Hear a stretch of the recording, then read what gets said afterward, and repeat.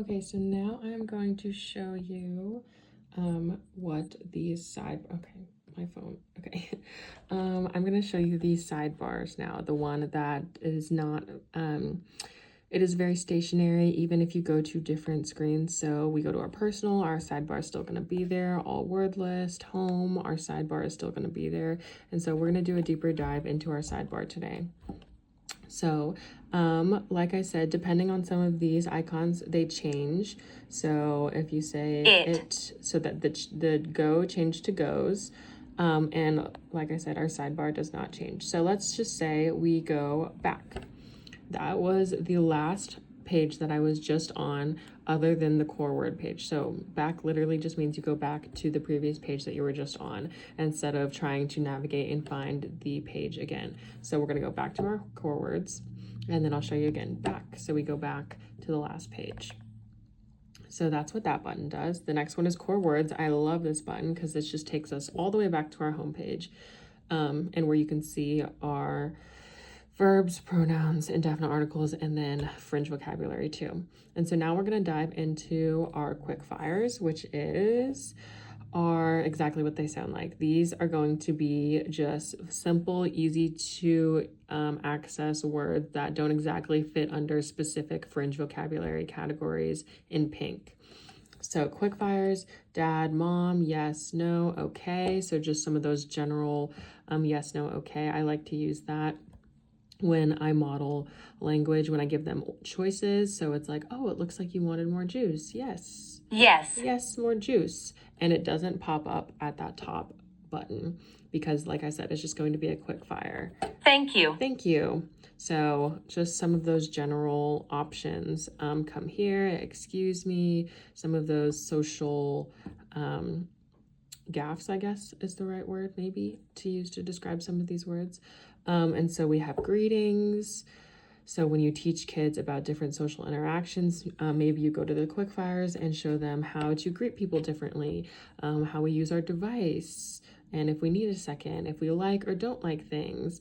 And those are just some of the icons in ASL. I like how they did that over there.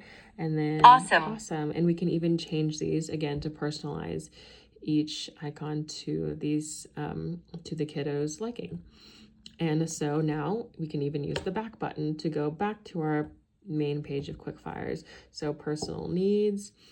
This is great if I have kiddos who need a break or sometimes need different options of what a calm or co-regulated state looks like. So I can kind of model different things if they're having if they're observed to have a difficult time. It's like, oh, it looks like, can you help me? You need help. And this is gonna even be some more of those Gestalt options, because when I pressed help me ?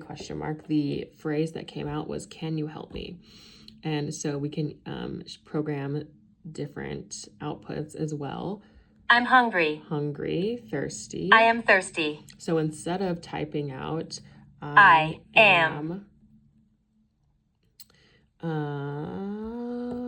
drinking or I want to drink, we can go to our quick fire and we can go to our personal needs and say, I am thirsty. I'm thirsty. So that, again, this is going to be for some of our higher level language kiddos, but even some of our lower level language kiddos, if we just want to model how to request based on using one icon. So I also like that option as well.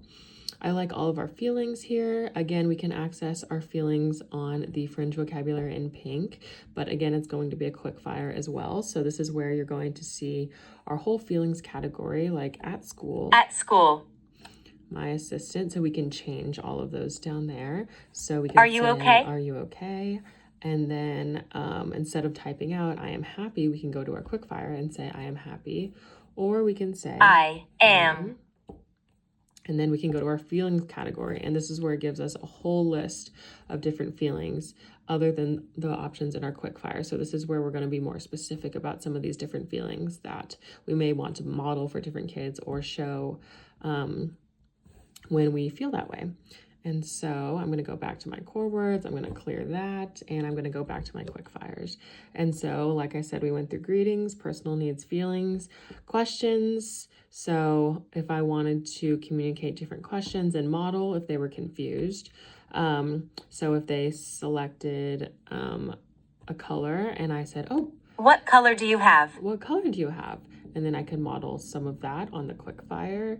Will you wait for me? Will you wait for me? I like that one. That one's a great one. Your name is, and then we can even go back to the quick fire and say, my name is. My name is. And then we can insert. So let's just do that right now where I can kind of combine some of these different skills across videos. So in my last video, I showed you how to edit different buttons. And so now we are looking at our quick fire. We went up to our wheel and cog up there and we pressed my name is, and then I'm going to type in my name. My name is Helen. And then we need to make sure to change the message to match because sometimes it doesn't carry over. So we always need to make sure to change and make sure that our name is matching with the label, or if it's unintentional or intentional, we want to change the message and the label. So like I said earlier, sometimes the label can be different than the generated output. And so I said, my name is Helen now. My name is Helen. Perfect. And I'm going to change it back just in case. Name is, and then we used the brackets. Oh, Lord, where are the brackets? Okay, there we go. Perfect. And I'm going to delete the Helen part too. There we go. And now it's back to what it originally was. Done. And so what other quick fires do we need to go through? My phrases. These are going to be a great place to house some of those gestalt phrases that some of our kiddos might be using.